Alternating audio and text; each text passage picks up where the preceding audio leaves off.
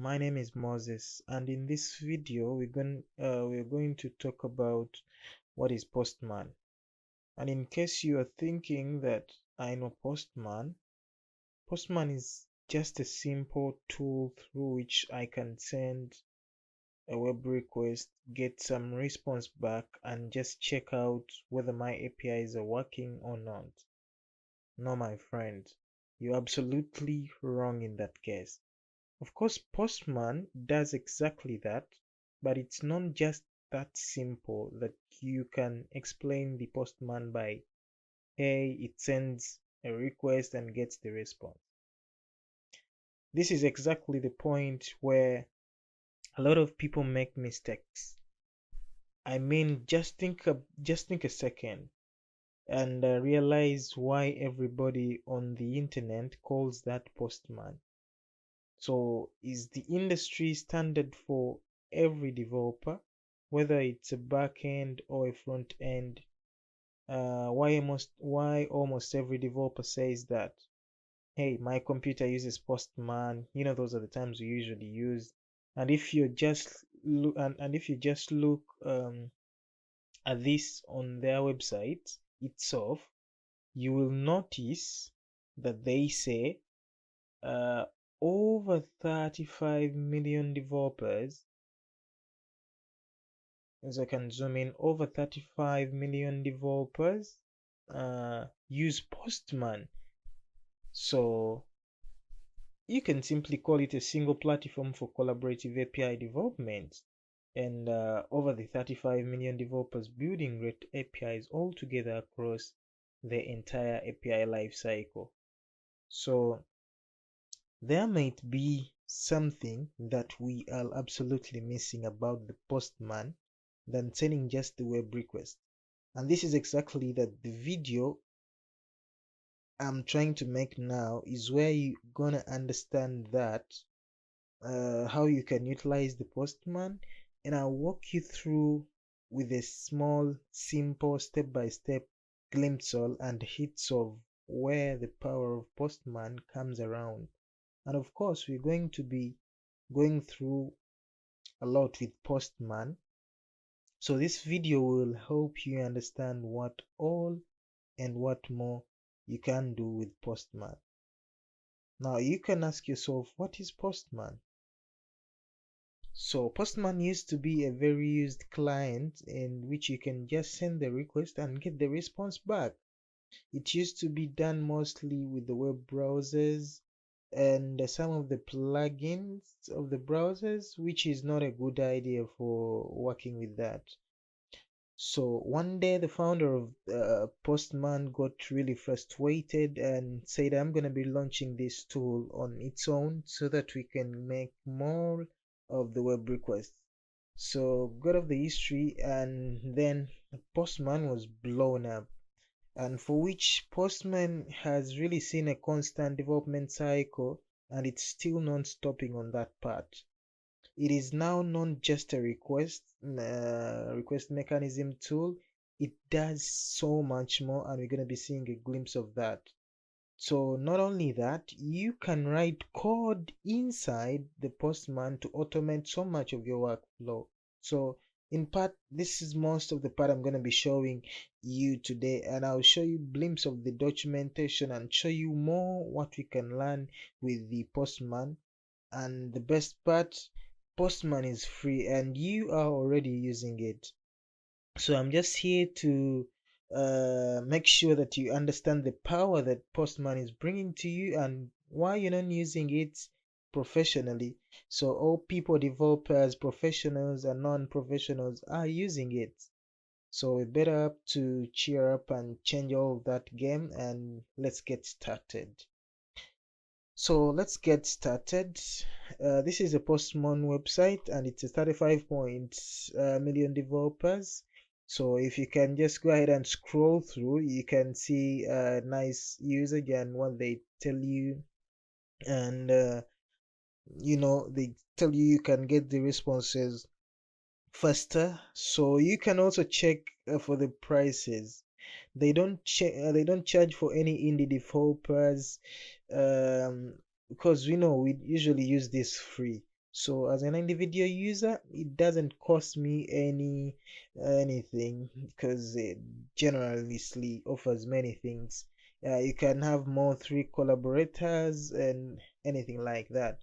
So we are interested in more of that. So I'm just not going to go through each pricing, as you can see. But basically, all of us, most of the developers I know, are using it on a free basis, unless you're having an enterprise or a bigger team. Because on the free tier, you can only, be 3 on a team collaborating on the same project, something like that. You can have 3 packages, which we're going to talk about later on. You can have 30-day collection recovery. You can, this is like basics. But if you go to something like the basic, then you can upgrade, and you go and have more of these things and all of that. So since we didn't come to talk about more of the pricing, and you can also try to compare here and see what you get and what you're not getting. So but since we've not come to compare the prices, and we've come to dive into deeper of Postman, so I'm gonna kickstart off. So I've went ahead and have already a Postman account, which looks like this already. So if you have if you don't have an application, I mean an account already like this, I can also make a video to show you how you follow up. But everything is a step by step simple installation, and after the moment of signing in, you get simple usage. So your thingy, your application will look like this. It will have blanks. It will definitely look like this. So uh, so now, where can we make web requests? Where can we make um do anything with it? You can use everything out there, like different web APIs, to play along with it and see how it works. So there are different web applications we can use randomly. Also, I'm gonna show you first the hard way of getting there, and also later on I'll show you the simpler way of getting the same thing um onto the Postman running. For take an instance, you wanted to for example, to get any random API to use. So the first thing you would do, you would go to your browser and maybe try to search for anything like free APIs, blah. So you get to pages like this, whereby you get now to read all of this and maybe get this, and then use it into your and use this into your, for example, copy that, come back to Postman, and you try to work with that. But since yeah, we can use that for the starters. We can just simply copy that and use that. For example, if we scroll through and we see what we can use, we have here random stuff, random product, random joke, random books. So I think I'm gonna grab just gonna go use and gonna use this random book. It will be a good one, since how I'm loving books a lot. So there's random books, and also there's random book. I mean, get books and get a random book. I'm gonna go with get a random book.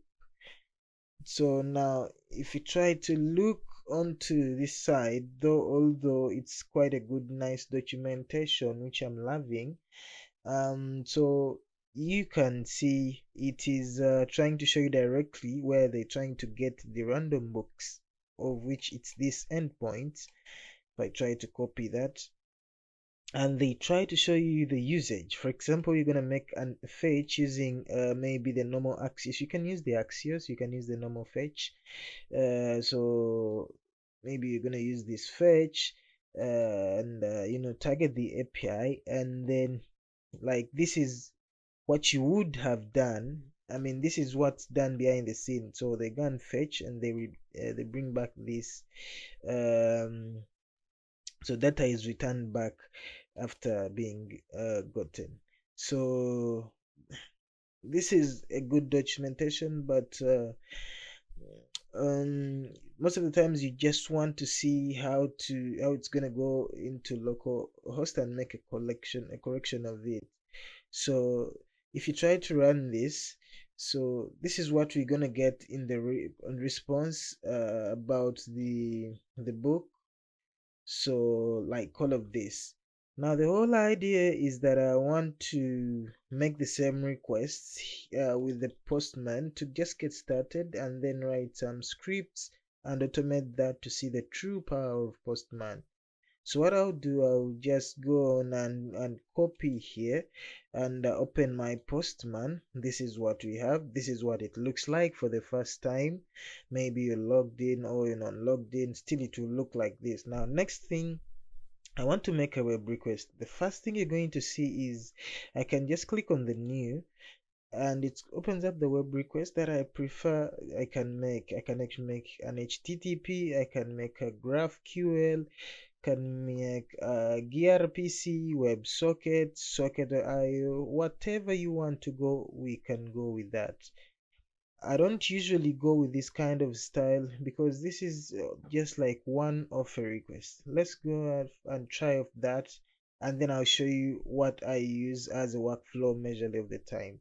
I can just start a web request and go ahead and say go ahead and say this is my get request. Go ahead and make a get request onto this one. So I'll post here, and I'll come. By the way, of course, you can just click here and you can type a new method, or you just choose what you want. So since we are doing a get, I'm just gonna go ahead and leave the get, and that's the use case for the major or the basic stuff. Then I'll just hit the send.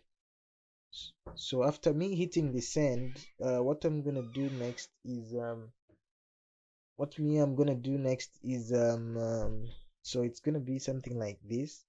So now we're gonna get the response back in this kind of way. So like this is the same thing we've been getting the other side.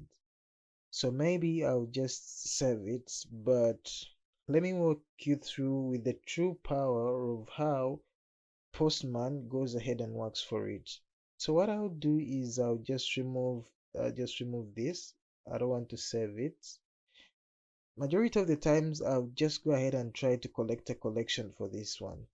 So I'm just gonna go ahead and click here and create a blank collection, but you have a whole lot of templates you can use once you have utilized how to use more of super hidden powers. So I'll just go ahead and create a blank collection, and I'll rename this maybe to YouTube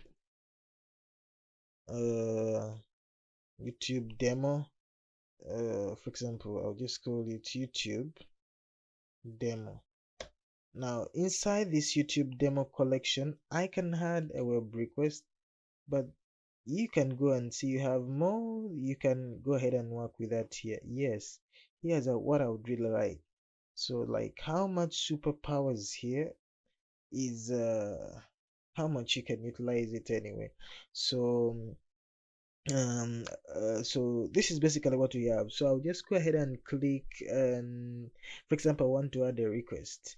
You can add subfolders inside here, maybe if there is any need for that, but I'm just gonna go ahead and you know add a folder and call it, for example, public. And inside the public folder, I'm gonna go ahead and add a request here. Now in this, I would just love to make a request to this one. So we see it works really nice, like you see.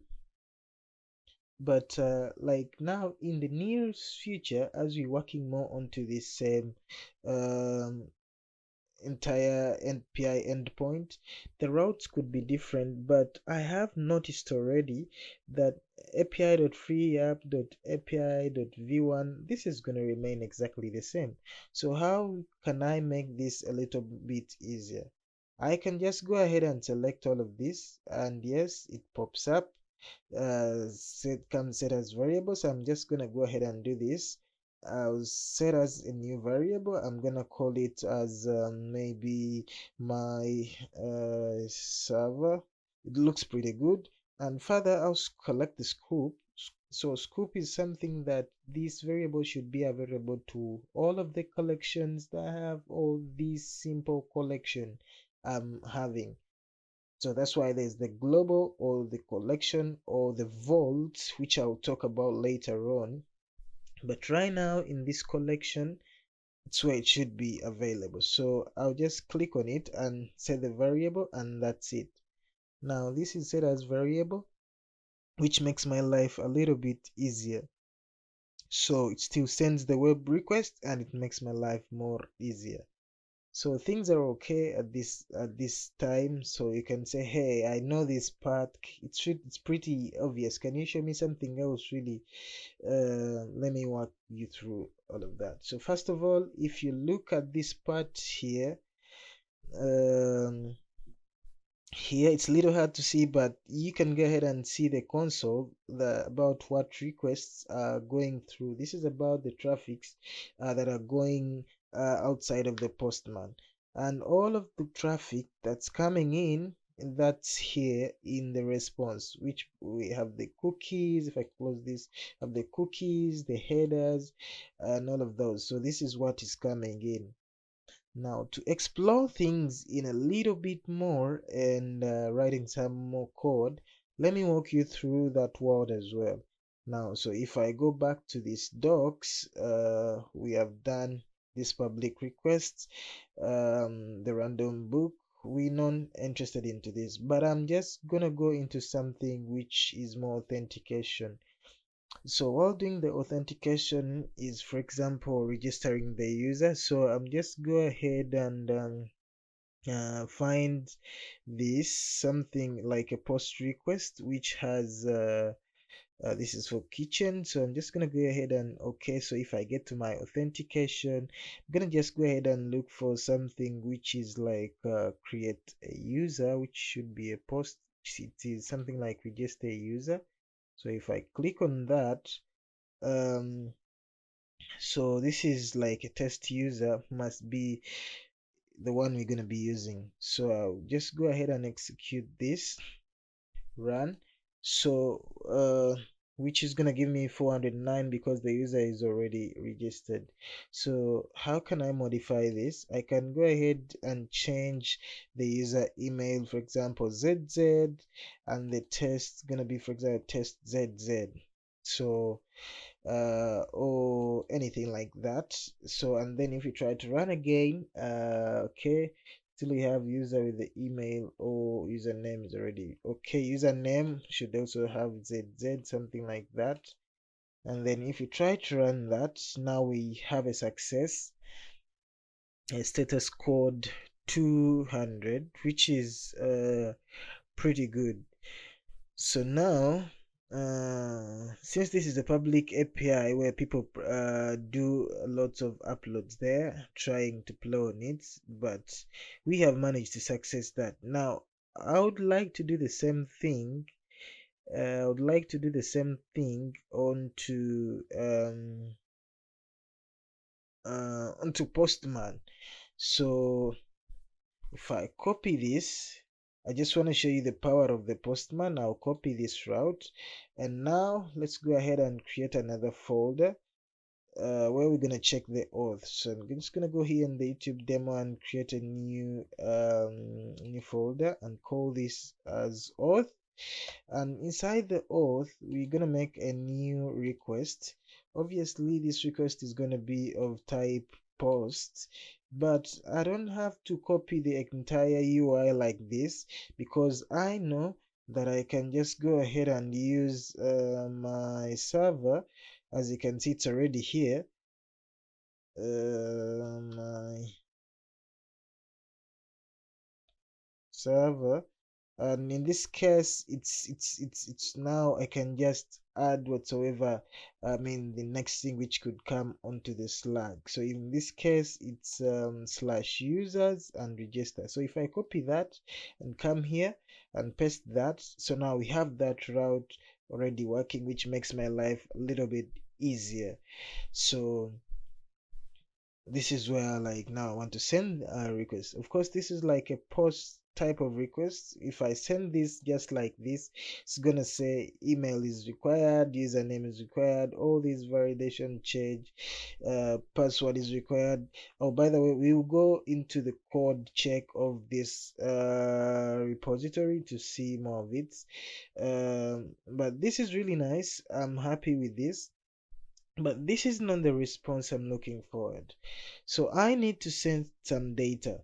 All the stocks that really help should be on this kind of data. So how can I send this? It's pretty easy. You have all these options to send the body. So if I check the body, I have the from the form data. I can change the form data. You can have the X row of uncommented, the row data, and all of that. By the way, you can on the form data you can change the file here to the file and send the file directly.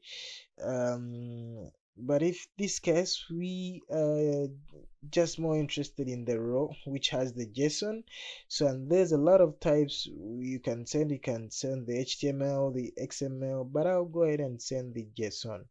So okay, if I click here, I'll come back and copy here, but now and paste it here.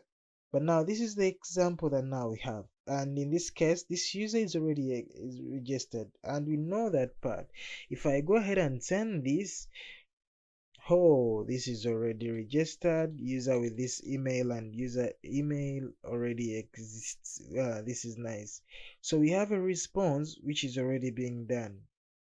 Now, first interesting part is I can just make a right click or a click on this one, and you can do so much more onto this one. Then you can actually save it as an example as well here, but I'll save it later on. But right now I want to worry something that, hey, this is not gonna work. So any given time, if I have to come up here and have to work it like this is definitely not going to work.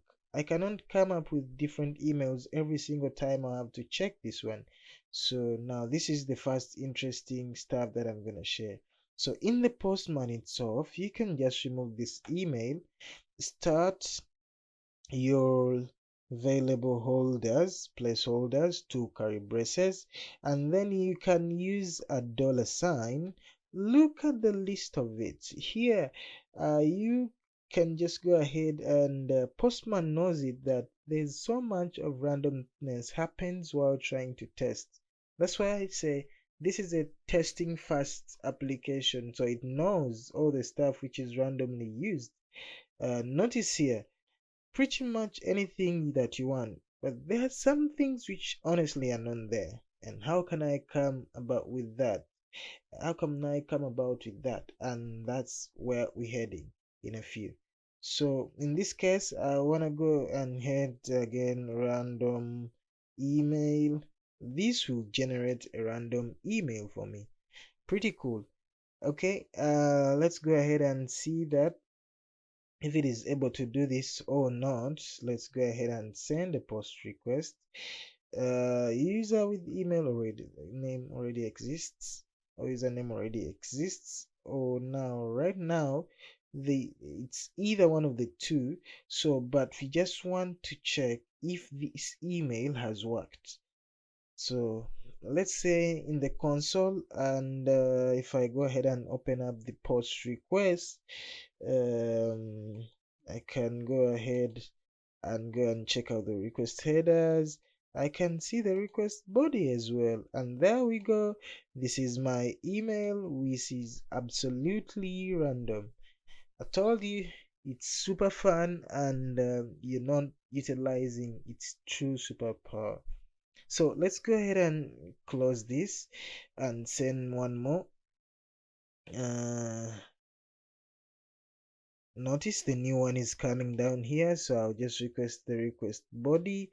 Hey, another hotmail user is here just coming. It's called Unreal88 at gmail.com. So one part is solved.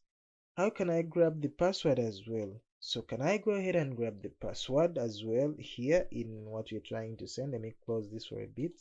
So can I go ahead and just change, grab the password as well? Just like this? Yes, you can just do that. So you can just do curly braces, and I can use the $sign and do random password. Is this a random rule of available? Let's go ahead and try this. Obviously, Postman doesn't know uh, the roles we are trying to want into this kind of application. So if I try to do random role, that's why there's no rules there.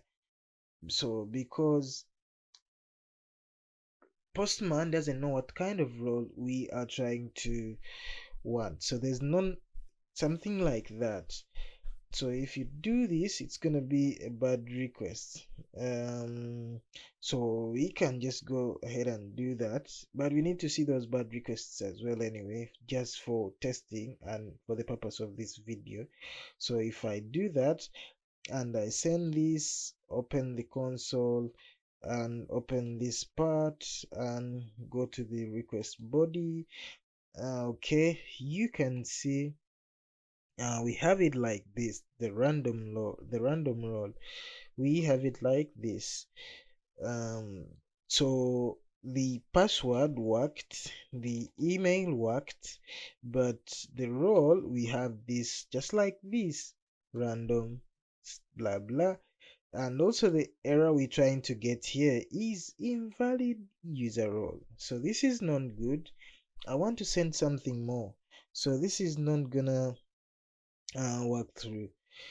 So there's two challenges in front of me. First of all, this random role is not working and the random username is not working.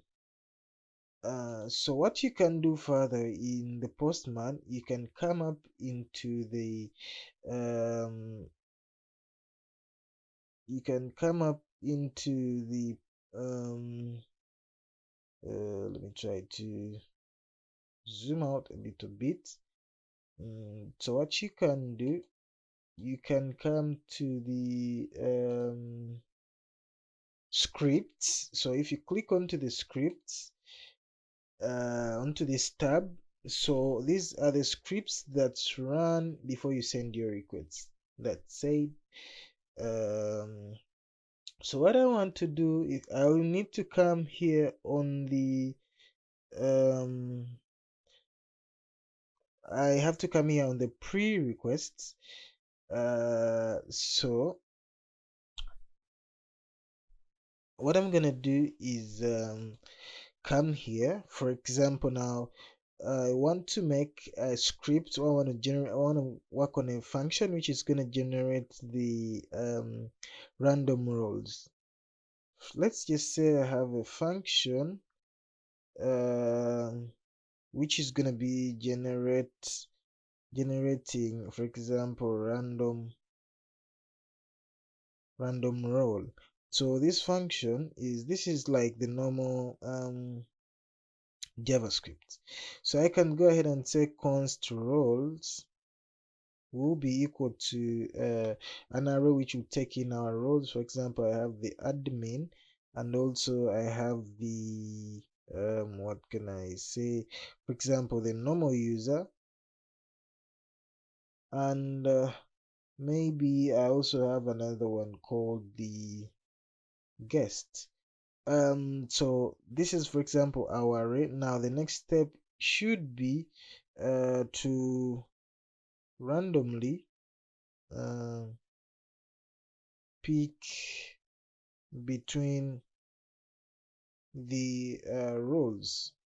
So that's like the random generation. So I can go ahead and do write variable. I call it, for example, const random role will be equal to the rules we have, and we do some math dot flow inside the array, and say for example math.random, which will be gonna be all of this running basing on the length of the rows. So something like this. Now the next step would be returning the random rows. So I can just say return random row. So with this done, said and simple, what we can do is now you can wonder now, I have this set and I've defined my function, but how does my body get to know that I do have these new variables available for me? So all you have to do is come down and do PM. Yes, there's a thing known as PM, Postman, and you can just go ahead and say dot. There's ton of things that you can do. I bet you didn't know about this. So you can go ahead and set the cookies, the environment, the execution, the expect, the globals. Honestly, I'm not even aware about all of them. I just only use few of them. So one thing I often use is pm.environment. This is what basically I use, and there's only a couple of options you use for the environment. So you either set it, clear it, describe it, disable it, or use the has. But I rarely clear the stuff. But in this case, we're just gonna go and use the set, the environment first. So if we click onto the set, what do you want to do is, if you open, it's gonna take in a key which is of type string and the value. So the variable name is gonna be here, and it's gonna be get random row, so which is gonna be returning. So I'm just gonna call this as random row. Now that a new variable is available, I can go ahead and save this. So the only thing that you can have in mind is that when you save the body, I mean, you cannot just, if you go to the body, you cannot now use you cannot use here the, for example, if you come here, you cannot just come and use at the dollar sign, because it's not there into the pre-installed Postman variables. So if the variable is not of coming in directly from Postman, what you go ahead and do, you just simply do the curly brackets and write its name as it is. So if I try to just write something like this, for example, random roll is it, so it should be working at a certain point.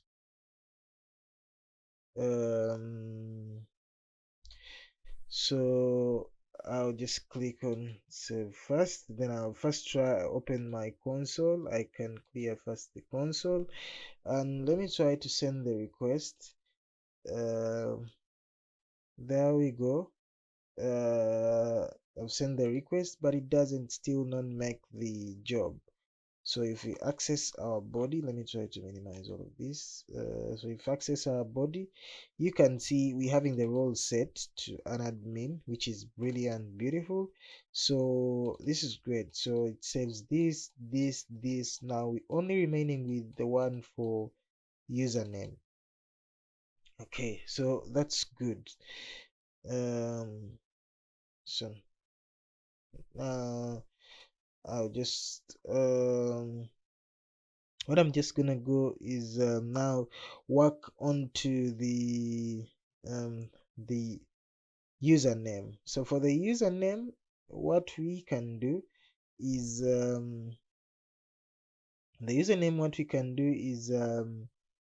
go ahead and now work onto the same thing like the way we've done here. We've came to scripts and then wrote some scripts there. What we can do is still we can generate another script to handle something. For example, for the username, we can go ahead and create something, another function. So I just do function generate username, just like this. It's gonna be, for example, const. The first thing actually that I have to do is grab all the letters. So I'll just do const, for example, letters. It's gonna be equal to, for example, A B C D E F G H I J J K L M N O P Q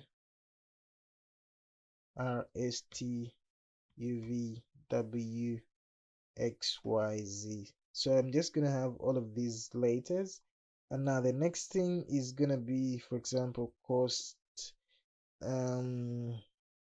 username. I can actually just let this and say let username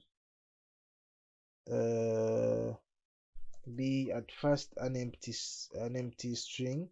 So later on I can say, and for example, write for let I equal to 0. So we shall start with the 0, and then we go ahead on how much long the username you want. So I would say I just want this to be not more than maybe 8 characters, 8 letters, and I'm just gonna go ahead and say I plus plus. So this is my loop, and in that I'll go ahead and say this username needs to plus equal to the letters, and character, to which character I'm gonna be choosing is I'm just gonna be doing the math random again, which I'm just gonna do math dot flow, which is gonna be um which is gonna be, guys, this is JavaScript. Just trying to think. It's gonna be just math dot flow, which is going to be of math dot random. Then I'll multiply this with for example, letters dot length. So I'm just gonna have something like this. Super easy. Not bad. So once all of this is bad, we'll go outside of the loop and say I want to return the username. Hope that is gonna work out properly. So this whole thing is pretty nice and easy. So I'll just go ahead and make some space for me. Can I duplicate this? Oh, I can use the keyboard shortcuts. Didn't know that. So just go ahead and say make some space. Random username and generate random username. So I can copy this. Now in the body I can just come again and remove all of this and try to put my curly brackets and just say random username. So this is my random username, and I've just got to notice these guys also have there's also ready for the username. Let me try to cross check. If I put a dollar sign random username, Let me try to maybe name this one something else to confirm. For example, this random username, for example, 2. Save this, and if I come back here and say, for example, random user, oh, not bad. So if I do it again, I'm just gonna go ahead and come here. So just gonna do random user. Oh, they have it, the random username. This is great. So so we've just even took a lot of time doing all this JavaScript for nothing. So they also have the random username. So we can, we can get rid of these and this function as well. So now if I go open my console and clear this up, I'll send this request, see what's happening in here, and guys, we have still, it's failing. Here we go, we check our body. So everything is coming in properly, the username is coming in properly, so the role is coming in properly, the password is coming in properly, and the the email is coming in properly. So everything is going through, and yeah, now we're getting this, the username must be lowercase. Okay, so what we can do is now use ours, because now the ones they give you, as you can see, it generates it's trying to generate random usernames but with capital letters, and this one, the API we're trying to deal with, it's saying username must be lowercase. So if you go back to our scripts and uncomment this, for example, leave it out and go ahead and also uncomment this, save, oops, sorry,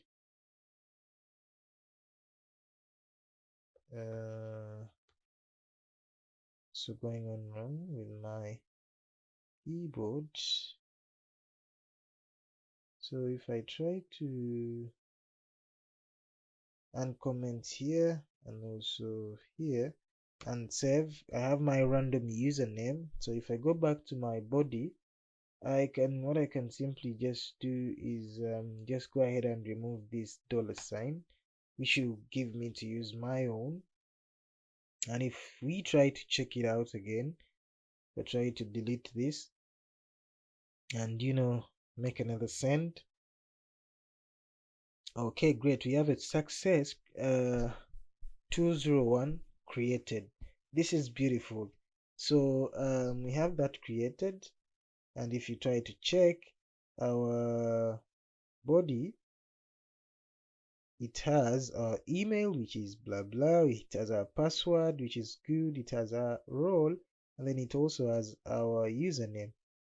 This is something beautiful actually, so far where we are. So this is really beautiful. I just like this flow.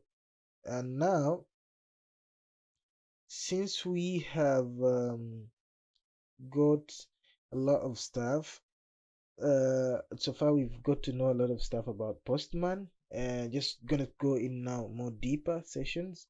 So for example, I can go ahead and close all of this. I can save it. So if you have a look at our YouTube folder, I can go here and maybe try to look all of this through. Sorry. So if I try to look through all of this, so you see we have a lot of things we can do, monitor collection, or we can run the whole collection all together. So if I click it, what happens then? You can get to see, choose how many runs your collection, choose how to run your collection, run manually. We can also schedule like things to run at a certain time. So if you click, for example, schedule, you can give your schedule a name. Maybe you can say I want this to run every day. Like I want it to run weekly at this time. I want it to it has some environments related. You can link them up there, or I want it to interact with. So basically, this is most of the ways people who do the that's why rate limiting is very important, because I can't schedule, for example, this post, or I can go ahead and even on schedule run it manually, so it will ask me interactions. So I can say 100 interactions maybe, and I can add a delay maybe of 1 minute. And data file, select the data file. For example, I can go ahead and select the data file, maybe if I have something else different. But if I know I have already my functions which are generating random stuff, you know so I can go ahead and persist response for a session. So I can turn off all these. So these are tools basically you can use to test your API. Does your API rate limiting work? Otherwise, if you don't have rate limiting on certain API, so if you run this 100 times, so you're gonna see it's just gonna be making those requests instantly. So someone will be just hooking up your database, and he will be like, leading you to pay lots of things. So all of these are working, like they're running until the amount you've said, like, I want it to run 1,000 times, then stop. So someone can get your endpoint and be playing on it, making requests and all of that.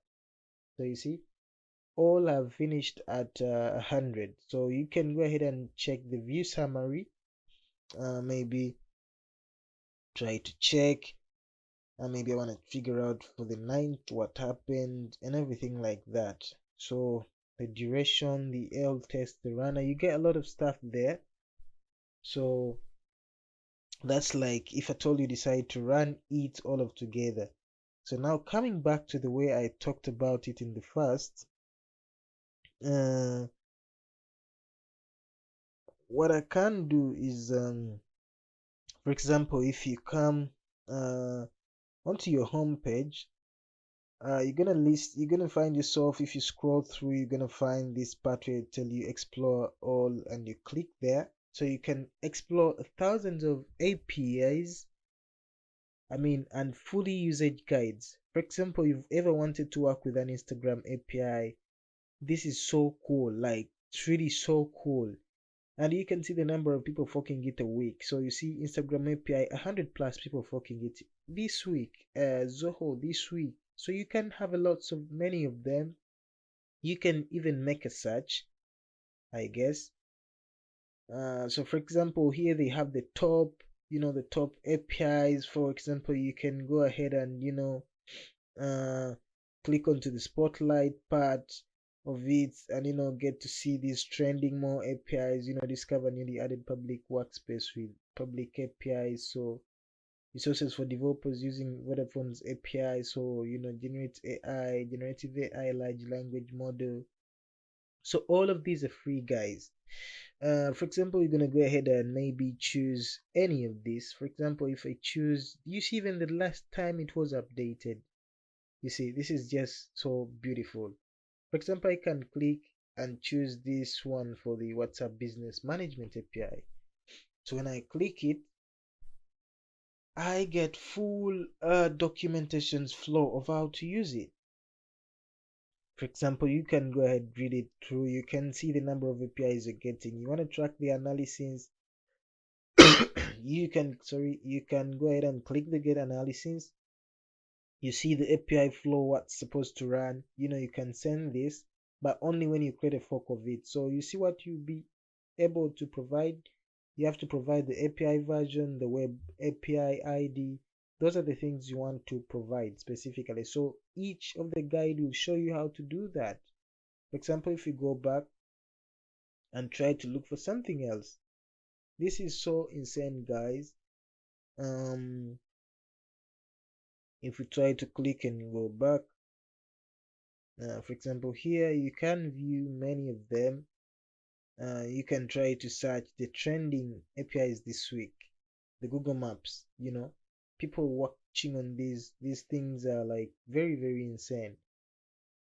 So the bill customer in Stripe for new So you can get those, all of those for the Stripe. You can even come and filter by category. You can say maybe I want something related to e-commerce. I want to build something related to e-commerce. Then you can get to this WooCommerce REST API, which is fully functional, and you can use this UPS shipping, prepare your package for shipment, manage returns, and cancel schedule appointments. This is beautiful, so beautiful. UPS tracking, track status for a shipment. This is so beautiful. So uh a lot of stuff you can check trending, like we've seen the spotlight, and maybe you can go onto the homepage to explore more. um I haven't touched about anything. For example, if I try to search for example, click onto the API, and I search for APIs by popular themes, like you see, you can search for maybe YouTube, any YouTube, because I have an idea of building a YouTube application. So you see, you can see there's Net Ninja, Sunbento API, YouTube videos API, YouTube My Workspace. You can see all those public spaces. So if you click on anything like that, you can see YouTube allows users to upload view, all of that. And if you're interested in any, you can go ahead and check out the definition. You can read more. So, but this is not, I guess. Let me see. This one has OpenAI 3.0. This is something great. I think I'm just gonna check out. So you have the path, the jobs, the job ID.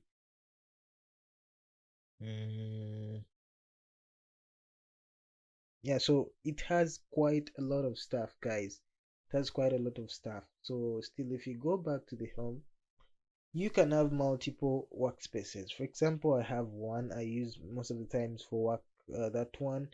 I also have now this one, my workspace, which I've created today for this YouTube video tutorial.